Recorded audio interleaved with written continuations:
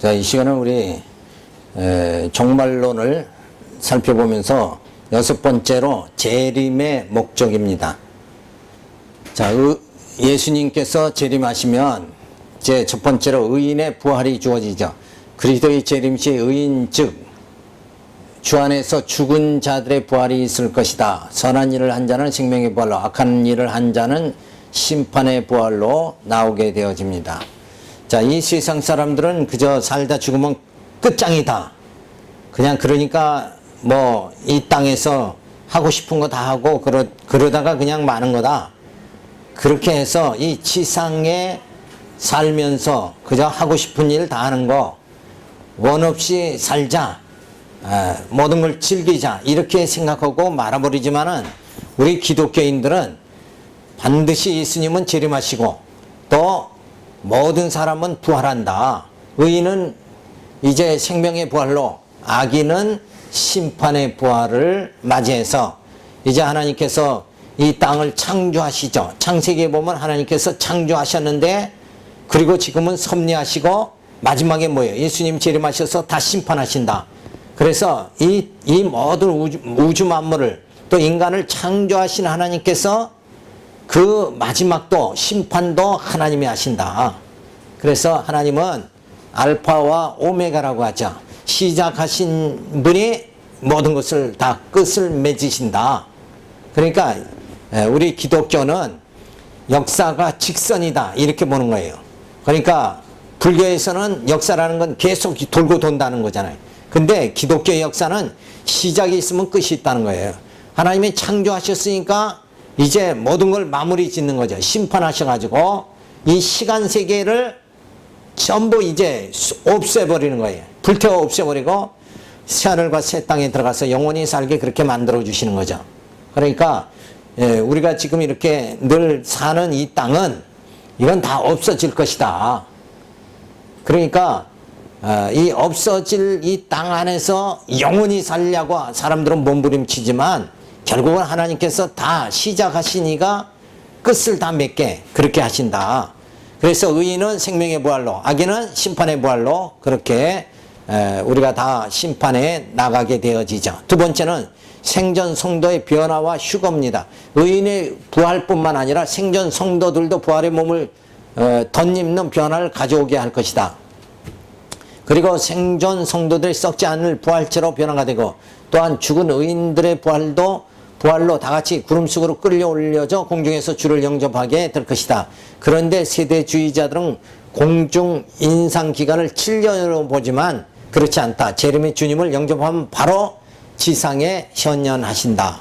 그러니까 하나님께서 그 영원한 세계에서 시간 세계로 하늘로 이렇게 임재하실 때 거기서 이렇게 들림을 받는 자, 들림이라는 게 휴거죠. 결국 에녹이 들림을 받았죠.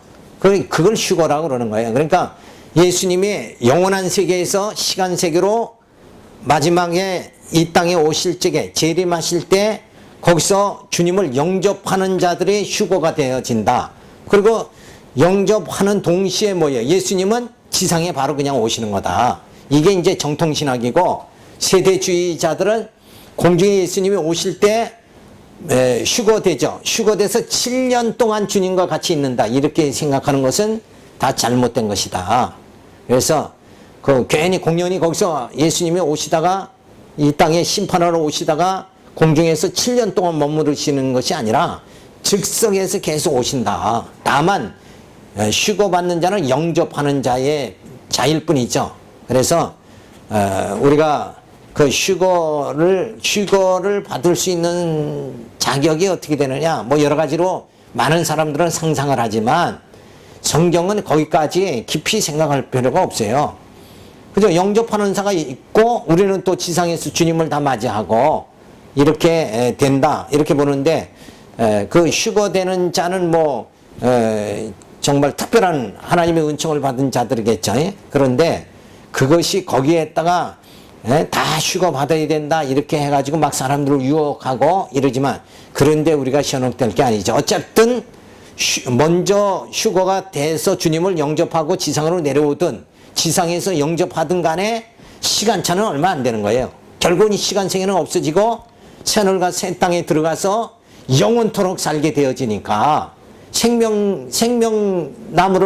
나무의 과실을 먹게 되면 뭐 휴거된 자나 지상에서 영접한 자나 다 뭐 별반 관계가 없다는 거, 이런 걸 생각하면서 우리는 그 생전 성도의 변화와 휴거가 주어지게 된다, 그런 게 있구나 하는 정도만 생각하면 되죠. 세 번째, 어린 양의 혼인 잔치입니다.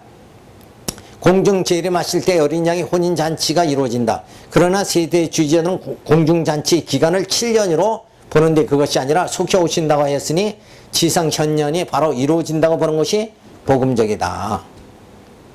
그래서 공중 잔치가 7년이 뭐 있다, 이런 것들은 결국은 다 비성경적이다, 우리가 이렇게 보면 되는 거예요. 그래서 여기서 뭐 이렇게 기간이 필요한 것이 아니고 그저 예수님이 지상 현년이 바로 이루어진다, 이렇게 보면 되는 거죠. 자, 그러면서 성도의 상 받음은 지상에 현현하신 후에 상급이 주어진다. 그러나 세대 주지자들은 7년 휴거 기간에 주어진다. 하나 실상은 1000년 동안 왕노릇할 때에 주어진다고 보아야 한다. 그래서 사람들은 또 이 상 받는 거 되게 좋아하니까 여러 가지로 이렇게 생각을 많이 하지만 우리가 영원한 생명을 얻으면 그 자체가 상이죠, 뭐. 그렇죠? 그 더 이상 욕심을 잡고 사람들은 그 특별한 걸 좋아하고 상을 좋아하고 복받기를 좋아하고 뭐 이렇게 하지만 그 신령한 복은 이미 뭐예요? 죄로 인해서 멸망당하지 않고 영생에 이르게 되면 그 자체가 그게 신령한 복입니다. 거기서도 또 특별한 분 혜택을 또 받으려고 뭐 이러한 그 욕심, 이런 건 버리는 게 좋죠. 그 다음에 다섯 번째로 사탄의 파멸입니다. 사탄은 1000년 왕국의 기간에는 옥에 갇혀 있다가 풀려나와 마지막 싸움이 주어지나 메시아가 저들과 싸워 이기고 사탄을 불과 유황못에 던져 영원히 패망하게 되어진다. 그러니까 마지막에도 결국 사탄을 1000년 동안 무정행에 가둬놨다가 다시 나오게 하는 이유는 마지막에 또 사용하는 거죠. 도구로 또 사용해서 믿는 자들을 다시 뭐예요?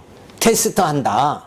그래서 하나님께서 그렇게 용도로 쓰이는 것뿐이지 결국 이런 걸 다 두려워할 필요는 없죠. 어차피 사단은 하나님의 장중에 있는 거니까 저를 하나님이 어떻게 쓰든 간에 하나님께서 뭐예요? 택한 자, 불택자들을 유혹하기 위해서 사탄을 사용하는 거지, 택한 자들은 하나님께서 어찌하든지 뭐예요? 구원에 이르게 만드시니까 다만 이제 우리의 믿음을 다 이렇게 저울질 하시는 거죠. 그래서 견고한 믿음을 가지게 도록 하는 그런 하나의 훈련 방법이 누구를 통해서? 이 땅에서는 사단을 통해서 하신다. 그래서 빛과 어둠이 있는 거, 어둠을 통해서 뭐예요? 빛의 자녀다 하는 것을 알게끔 만들어주는 거예요. 그러니까 그런 모든 것을 통해서 뭐예요? 그렇게 하시는 이유가 빛만 창조하시지 어둠은 왜 창조하셨는가? 천사만 창조하시지 이 사단은 왜 창조하셨는가? 우리는 그런 의문을 가지지만 그렇게 하시는 이유가 뭔가? 그 이유가 뭡니까?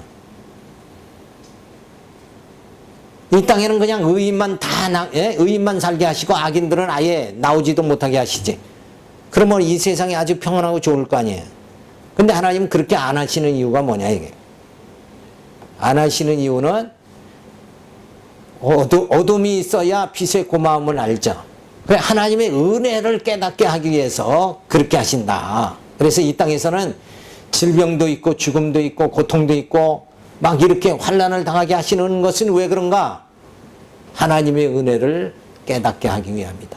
하나님의 사랑이 정말 이게 귀한 것이구나, 그걸 깨닫게 만드는 거죠. 그러니까 하나님께서 그 성경에도 보면 탕자가 한 바퀴 돌고 오죠. 그때서 뭘 깨달아요? 아버지의 사랑을 깨닫잖아요. 그러니까 이 땅에서 고통의 맛을 봐야, 하나님의 사랑이 얼마나 귀한가.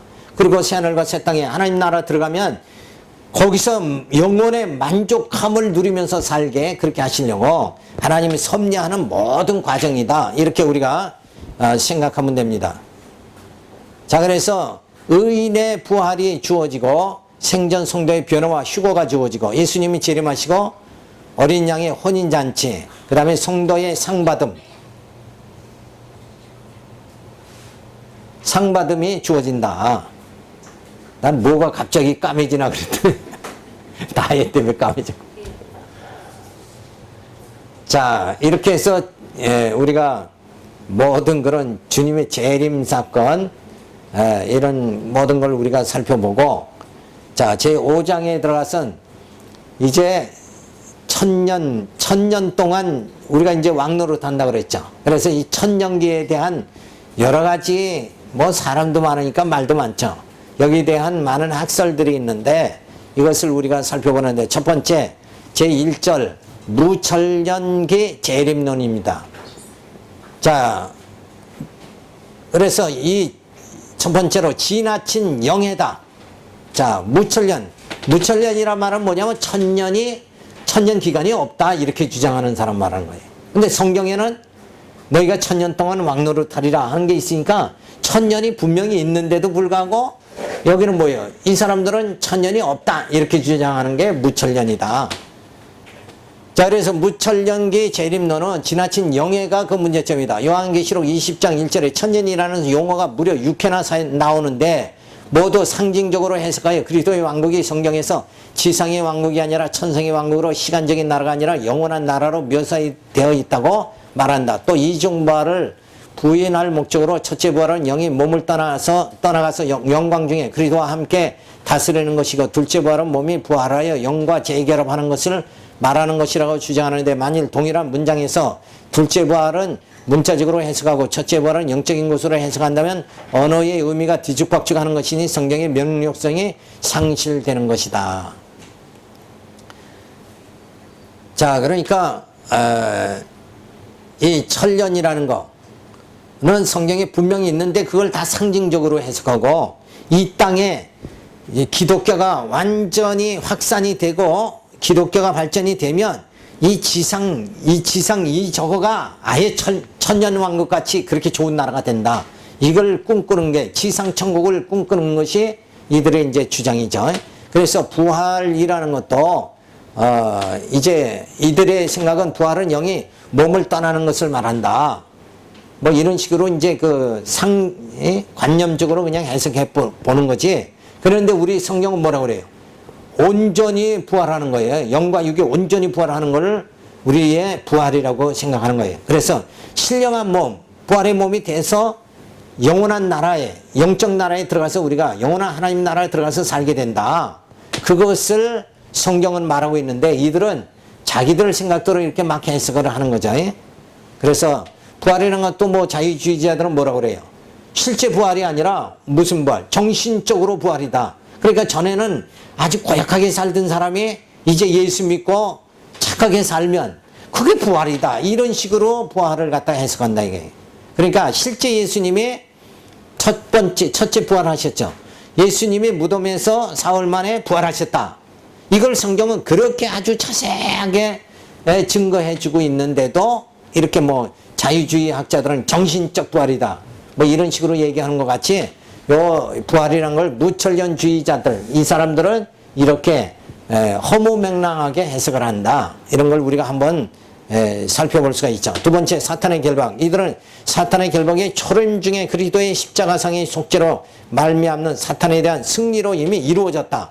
그러니까 예수님이 사망 권세를 다 이기시고 십자가에 지시고 사망 권세를 이기셨죠. 그 자체가 뭐예요? 이들은 사탄을 그때 이미 사탄이 패배한 것이다. 이렇게 보는 거예요. 자, 그러나 사탄의 결박은 앞으로 그리스도의 지상 통치 기간 직전에 발생할 사단 활동의 제재를 의미한다고 해석하는 천년기 전 재림론의 견해가 성경의 문맥과 가장 적합하다고 판단된다. 그러니까 요한계시록에는 예수님의 백말 타고 오셔서 마지막에 재림하셔서 이 사탄을 잡아가지고 무조건히 집어넣어 버리죠.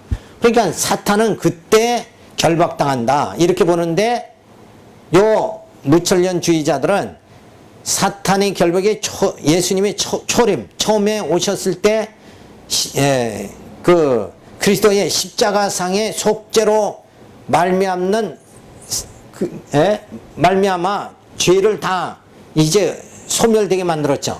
죄를 이기셨죠. 십자가상에서.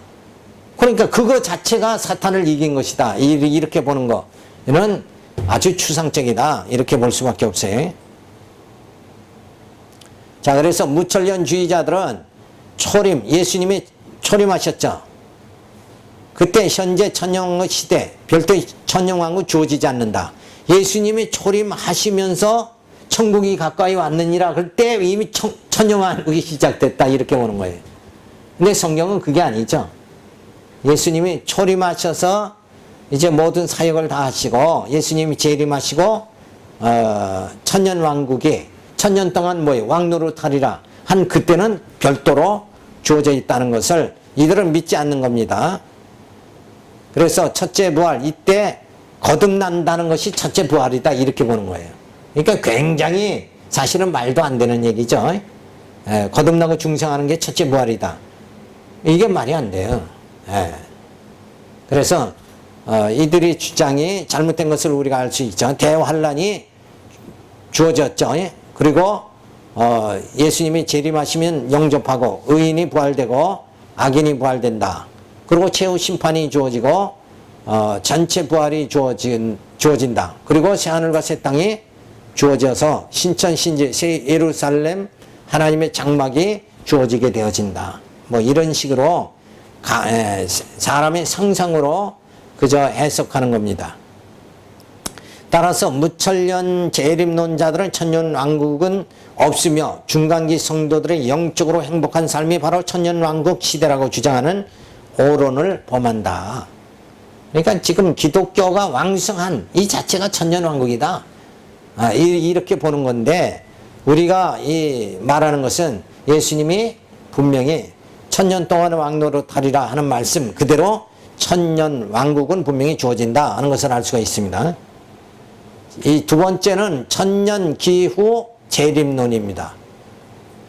자, 학설의 내용을 보면 천년기후 재림론은 그리스도의 복음 전파가 성공하여 온 세상이 그리스도화할 것이라는 신념에 그 기초를 두고 있다. 뜻이 하늘에서 이룬 것 같이 땅에서도 이루어지다라는 주기도문의 구절이 그대로 실현될 것을 말하고 있지만 이 설을 뒷받침할 수는 없다.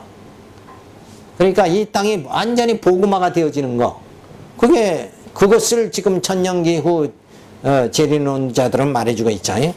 자, 그런 다음에 예수님이 오신다. 자, 그 다음에 역사와 현실입니다. 카타콤 교회가 존재하던 핍박시대는 예수님이 재림하시어 로마 제국을 멸할 것이라 하며 천년기전 재림론을 유대인들이 지지하였으나 기독교가 공인을 받고 국교가 되어 승승장구하니까 그리스도의 복음 전파가 승리하여 천년왕국이 이루어질 것이라 하며 천년기후 재림론이 득세하게 된다. 그러나 중세 이후에는 무천년과 천년 후 재림론이 엎치락뒤치락하게 되다가 19세기에는 다시 천년기후 재림론 전성기를 맞게 된다. 이는 선교 사업이 크게 성과를 거두게 되었기 때문이다. 그러나 20세기에는 세계대전을 겪게 되자 천년기후 재림론은 힘을 잃고 20세기 중반부터 무천년설이 득세하게 된다. 그러니까 요 내용을 보면 이게 자꾸 엎치락뒤치락 하는 거예요. 자, 이런 걸 보면 무천년주의자들은 이 복음이 이 땅에 그리스도의 복음이 완전히 전파되면 이 세상이 낙원이 될 것이다. 좋은 나라가 될 것이다. 그런 의미에서 저들이 하다가 이 세계 2차 대전이 일어나서 그냥 막 엄청 환란이 주어지니까 이 땅이 복음화가는 안 된다. 이렇게 되니까 또 이 천년기후 재림론이 득세를 하게 되어지는 거죠. 자, 이런 과정을 통해서 이런 걸 보면 인간이라는 게 그저 자기 상상에 의해서 살아가는 거. 그러니까 우리가 이런 것이 맞다 틀리다 하는 것은 어떻게 알아야 돼? 성경이 어떻게 말해주는가? 이거를 분명히 우리가 살펴봐야 돼. 성경이 어떻게 말해주는가? 근데 이거는 성경이 중심이 아니라 뭐예요? 자기들의 생각이 그럴 것이다 하는 자기들의 생각이 자기들의 그 사상이 관념이 앞서기 때문에 이러한 그 역사의 과정 속에서 막 뒤치락엎치락 하는 그런 이제 사상의 그 혼탁함이 주어지는 거예요. 자, 그래서 천년기후 재림론은 예수님이 초림하시고 지상의 천년 왕국이 주어진다. 기독교의 황금 시대가 주어진다. 그러니까 결국은 이런 건 뭐냐면 베드로같이 변화산에서 그저 예수님, 모세, 또 누구예요? 엘리야가 나타나니까 그냥 여기가 좋사오니 한 거나 똑같은 사상이다. 지상 천국주의. 예, 그런 생각은 성경하고는 맞질 않는 거다. 그 다음에 대환란이 주어지고 예수님이 재림하시면 영접하게 되고 의인과 악인이 부활하고 최후 심판이 주어지고 둘째 부활, 전체 부활이 주어진다. 그리고 새하늘과 새 땅이 주어지게 되어진다. 그래서 신천 신제 새 예루살렘에 하나님의 장막이 이루어진다. 막 이렇게 보는 것이 천년기 후 재림론이다. 그러니까 특색이 뭐냐면 결국은 지상의 천년 왕국이 이루어진다. 이게 아니라 우리는 예수님이 재림하시면 천년 왕국이 주님에 의해서 천년 왕국이 이루어진다. 주님이 통치하는 천년 왕국이 있다. 이걸 말하는 건데 지금이 지상이 천년 왕국이 이루어진다 그러면 지금 통치자가 누구예요? 온 세상 왕들이 아니냐 이거예요. 그런 통치자 가지고는 천년 왕국이 이루어질 수가 없는 거예요. 그러니까 예수님이 재림하신 다음에 천년 왕국이 이루어진다. 그 천년 왕국 누가 통치해요?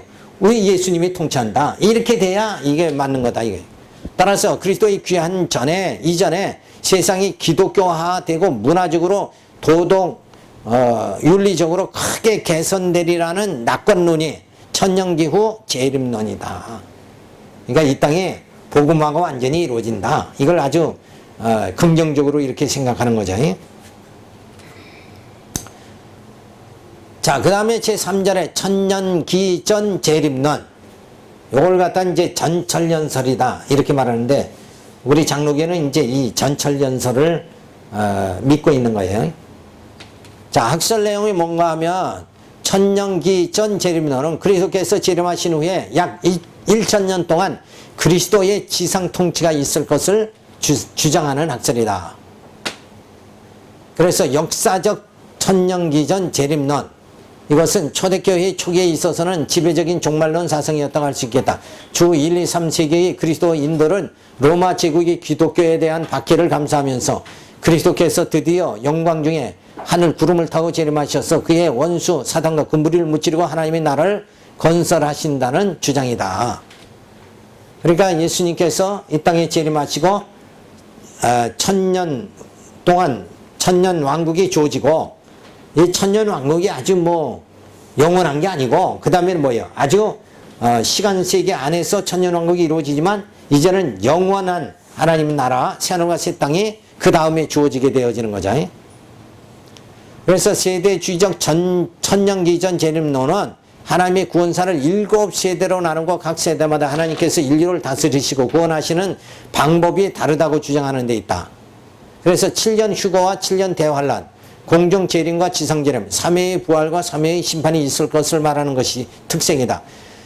천년기 후에는 사단이 잠시 동안 석방되고 곡과 마곡이 무리가 성도에 대항하려고 한데 모이겠으나 그들은 하늘 불로 말미암아 소멸되고 사탄은 유황 불못에 던져질 것이다. 그해 죽은 악인들이 부활하여 크고 신보호자 앞에서 심판을 받게 될 것이다.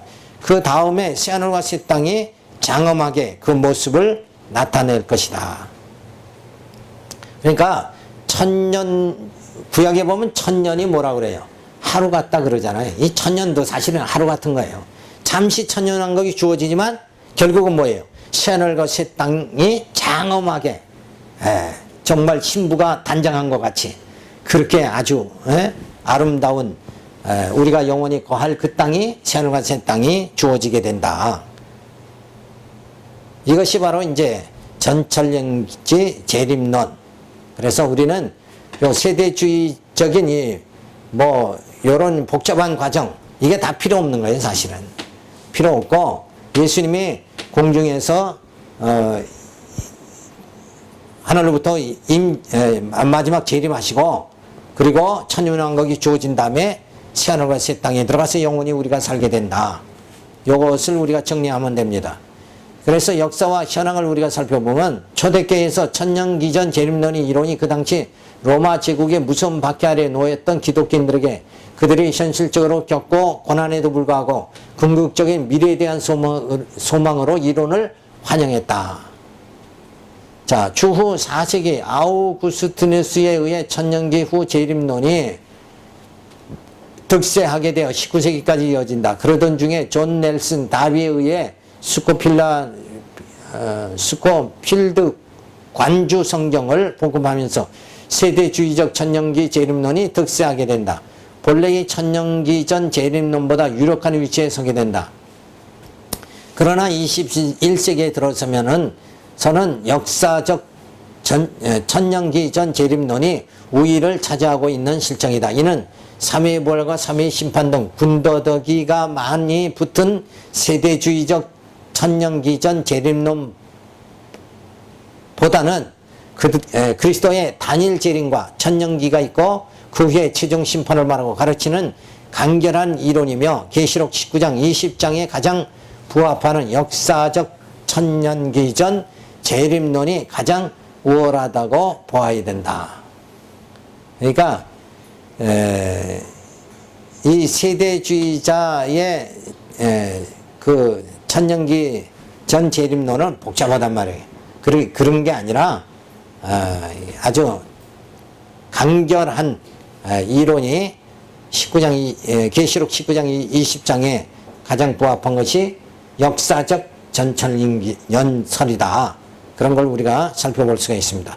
자, 그래서 세 번째 평가는 세대주의적 천년기전 재림론에 대한 반대론입니다.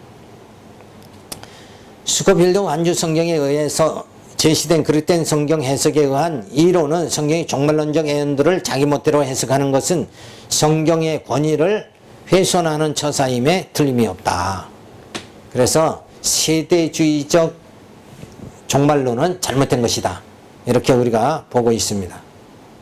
그리고 세대주의가 7세대론을 이야기하고 있는데 통일성 있는 하나님의 구원 방식을 인위적으로 7세대로 나눈다는 것은 무리가 있다.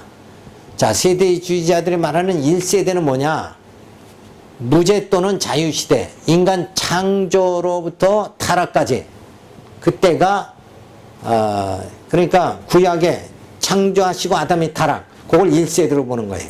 그 다음에 2세대는 양심 또는 자기 결정시대, 타락부터 노아 홍수 때까지를 2세대 이렇게 보고 또 3세대는 인간 정복, 홍수로부터 아브라함 소명까지, 4세대는 약속 또는 족장 통치시대, 아브라함의 소명부터 시내산 율법까지, 5세대는 시내산 율법부터 그리스도의 공생애까지, 6세대는 은혜시대, 그리스도 공생애 종료로부터 재림까지, 7세대는 천년 왕국시대, 그리스도의 재림부터 지상 통치 끝까지.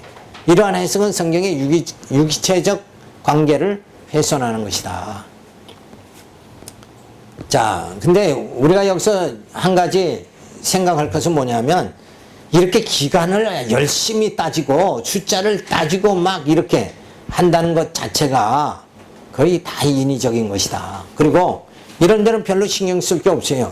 시대를 몇 시대로 구분했든 간에 그게 문제가 아니라 지금 우리에게 가장 중요한 게 뭔가, 정말 예수를 영접하고 말씀을 깨달으면서 육신의 소욕이 소멸되고 성령의 소욕으로 내 속사람이 점점 자라나서 신의 성품에 이르고 부활의 몸, 신령한 몸을 입고 이제 영원한 나라에 들어가서 살 수 있는, 정말 주님, 재림의 주님 앞에 우리가 나갈 때 흠과 티가 없게 그렇게 되어지는 내 영적 상태가 이루어지도록, 거룩한 삶이 내게 주어지도록 성령이 나를 인도해 주시면은 그것으로 우리는 족하다 그거죠. 날짜, 기간 이런 거 따질 전혀 필요가 없다. 그 열심히 기간 따져봤자 뭐하냐 이거예요. 내가 정말 신부, 신랑 대신 예수님의 신부로서 단장이 되지 않고 있다 그러면 아무 필요가 없어요. 그래서 종말론자들이 막 이렇게 막 철저하게 날짜를 따지고 기간을 따지는데 이 신의 성품에는 전혀 이르지 않고 있다는 거예요. 그죠? 내가 변화가 돼야지. 그죠? 변화가 돼야지 영원한 하나님 나라, 그 나라는 거룩한 나라잖아요. 거룩하게 되어져야 그 나라에 들어갈 수 있다 이거예요. 물론 이제 구원받는 건 예수를 믿음으로 구원받지만, 믿음으로 구원받는데 하나님께서 우리를 만들어가잖아요. 만들어가요. 예? 그러니까 내가 거룩하니 너도 거룩하라 하신 그 하나님께서 우리를 이 땅에서 여러 가지 연단을 받으면서, 예? 우리가 하나님의 사람으로 되어져 간다는 게 뭐냐 하면, 자기 의지하지 않고 주님 온전히 의지할 수 있는 이런 상태를 자꾸 만들어가는 거예요. 그죠? 자기 자랑하지 않고 하나님께 영광 돌릴 수 있는 상태로 우리를 자꾸 만들어가는 거예요. 근데 사람은 다 자기 자랑하는 거 좋아하죠. 근데 하나님께 온전히 영광을 돌리는 오직 영광, 칼빈이 말한 게 뭐예요? 오직 믿음, 오직 영광. 이거를 정말 그런 심령으로 우리를 만들어 가시는 하나의 작업이다. 그러니까 탕자와 같은 게 우리인데, 탕자가 한 바퀴 돌고 오니까 아버지의 그 사랑이 얼마나 귀하고 아버지의 집이 얼마나 귀한 것인가, 그걸 깨닫는 것 같이, 그죠? 나를 중심으로 내 기쁨, 내 자랑, 이 속으로 살아가는 것이 아니라 주님께 영광 돌리며 온전히 살아갈 수 있는 그런 심령으로 되어진다는 것이 가장 더 중요한 것이다. 그러니까 이런 기간 따진 거, 이거 열심히 따져봤자 뭐라냐, 이게 아무 필요 없다. 그리고 세대주의가 대환란전 재림론을 말하는 것이 큰 문제다. 대환란을 사이에 두고 그리스도의 재림을 공중재림과 지상현현으로 나누며 성도의 부활을 의인의 부활과 환란 성도의 부활로 나누는 것은 성경적 근거 없는 종말론적 사고에 그칠 뿐이다. 그러니까 세대주의자들은 이 지상에 환란이 주어지면 다 휴거돼가지고 기독교인들은 이 환란을 안 당한다, 이렇게 보는 게 세대주의자들의 종말론인데, 그게 아니라 계시록에 보면 환란 중에 그 흰옷 입은 무리가 나온다고 그랬어요. 그러니까 우리가 이 땅에 사는 것도 자체가 환란이잖아요. 그렇잖아요. 그 환란 중에, 환란을 왜 주시는가? 하나님께서 아담을 왜 타락시키는가? 왜 이 땅에는 환란을 우리에게, 하나님의 거룩한 백성, 택한 백성들을 왜 환란 주시는가? 우리를 뭐예요? 더 성숙하게 만드시는 하나님의 섭니다, 이게. 그러니까 빛과 어둠을 창조하신 이는 그 어둠을 통해서 빛이 빛되게 만드시는 거잖아요. 그러니까 그런 하나님의 도구로 다 사용하는 건데, 그것이 그 환란 안 당한다 그러면 사람들이 좋아하잖아요. 그러니까 예수님의 이 지상에 환란이 주어지면 우리는 주님과 더불어서 천년 동안 왕노릇 할 때 지상에는 환란이 주어진다, 뭐 이런 식으로 막 그 성경과 다른 해석을 하지만 그 자체가 결국 잘못된 것이다 말하고 있죠. 그리고 세대주의는 왕국 영기론을 말함에 있어서 문제점을 노출시키고 있다. 예수님께서 천국이 가까이 왔느니라 하신 것을 신령한 나라가 아니라 다윗 왕국의 지상적인 회복이었다고 한다. 따라서 다윗 왕국은 메시아 왕국의 모형에 불과하다는 것을 잊어서는 안 된다. 자, 두 번째, 역사적 천년기전 재림론을 우리가 살펴보면, 세대주의적 천년기 재림론은 역사적 천년기론의 변형이요, 변질로 볼 수밖에 없을 것이며, 본래의 천년기전 재림론과 혼동해서는 안 된다. 오늘날 계획주의 신학자들은 절대 다수가 세대주의적이든지 역사적이든지 천년기전 재림론을 반대하며 그것을 용납하지 않는 것으로 알려져 있으나 실상 그렇지 않다. 20세기 초 한국의 평양 장로의 신학교의 조직신학을 가리키던 이눌서 박사가 천년기전 재림론을 강의하였고, 박정용 교수와 박윤선 교수도 세대주의가 아닌 역사적 천년전 재림론을 주장하였다. 그러니까 이렇게 말하면 이게 저게 무슨 말인가 그러죠. 그러니까 역사적 천년기전 재림론이라는 것은 그 천년 동안 왕노릇 하기 전에, 그 전에 천년이 시작되기 전에 예수님 재림하신다. 다시 말하면 뭐예요? 예수님이 재림하시고 그 다음에 천년 왕국이 주어진다. 이렇게 말하는 게 이제 역사적 천년기 전 재림론이에요. 그러니까 말을 이렇게 잘 음미를 하면 이해가 되죠. 자, 그리고 미국의 플러신학교 엘던 헤드 박사가 한국의 박형 박사로부터 질의서를 받고 자기 입장이 역사적 천년기전 재림론이라는 사실과 세대주의와는 달리 역사적 천년기전 재림론이 계획주의 신학의 가르침에 전혀 위배됨이 없음을 강조하는 해답서를 써보내기도 하였다. 하나님의 나라에 대하여 구약에서는 한편으로 지상적인 실현의 기대가 존재하는 동시에 또 한편으로 그것이 지상을 초월하는 새하늘과 새 땅의 비전 가운데서 존재하기도 한다. 바울의 글을 보면 재림과 종말의 중간에 그리스도의 지상 통치인 천년기가 있을 것을 분명히 시사하고 있다. 그러니까 지금까지 말한 건 예수님이 재림하기 전에 이 땅에 복음이 잘 전해져서 이 땅이 살기 좋은 땅이 되면 그게 바로 천년왕국이다 이렇게 말하는 주의나, 그게 아니라 역사적 전철연설은 뭐냐면 예수님이 재림하시고 난 다음에 천년왕국이 주어진다. 이것이 이제 성경에 가장 맞다 이렇게 보면 돼요. 자, 그래서 역사적 천년기전 재림론은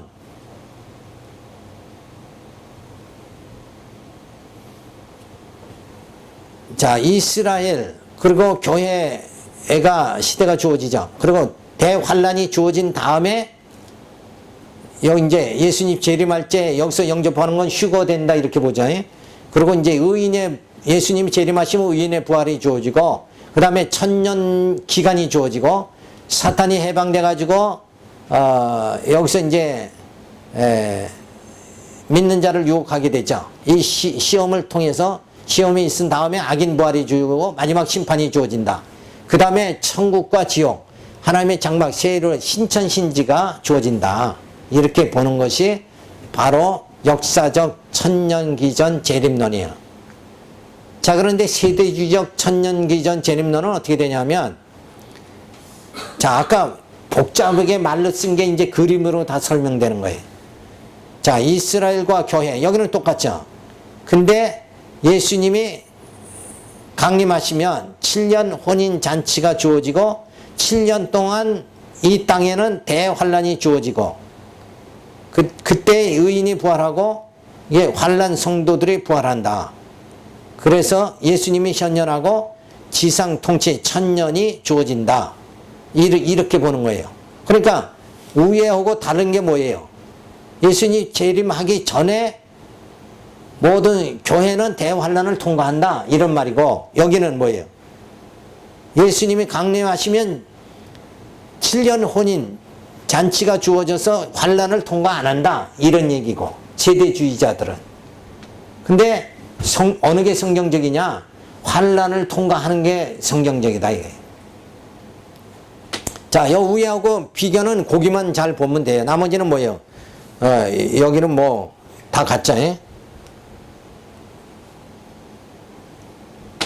자, 오늘 여기까지, 복잡하니까 여기까지만 우리가 살펴보고, 자, 이렇게 해서 뭐 마지막에 있은 재림할 적에 천년왕국이 재림 전에 이루어진다. 이 지상나라가 복음이 잘 전도돼 가지고 살기 좋은 복음, 기독교의 왕국이 기독교가 전파되면 살기 좋은 그런 나라가 되면 천년왕국이다. 뭐 여러 가지 학설들이, 주장들이 있지만 그런 것들은 다 무시해버리고, 결국 예수님이 우리가 환란을 다 통과하면서 이제 환란 중에 연단받고, 그리고 주님을 영접하고, 그리고 주님 재림하신 다음에 천년왕국이 주어지고, 그 다음에 우리가 이제 의인이 부활하고 악인이 부활하고, 그 다음에 신천신지 하나님의 새하늘과 새 땅이 주어진다. 그리고 거기서 영원히 살게 된다. 이렇게 우리가 정리를 하면 되어집니다. 그래서 우리가 믿는 것은 역사적 전철연설이다. 이렇게 학문적으로 우리가 정리를 할 필요가 있다. 왜 그러냐면 사람들이 워낙 말이 많으니까. 근데 이런 거 나중에 예수님이 왔을 때 천년왕국이 앞에 있다, 환란을 통과한다 안 한다 이런 게 다 중요한 게 아니라, 중요한 건 뭐냐, 내가 정말 내 심령에 신의 성품에 이르느냐, 정말 내가 이 재림의 주님 앞에 설 때 흠과 티가 없도록 쓸 수 있느냐, 여기에 더 내가 믿음 생활을 어떻게 하느냐, 여기에 더 신경을 써야 된다 이게. 그러니까 날짜나 뭐나 사도 바울이 그랬잖아요, 성경에. 예? 날짜 이런 거 다 계산하지 말라. 예? 그런 건 다 누가 하는 거예요?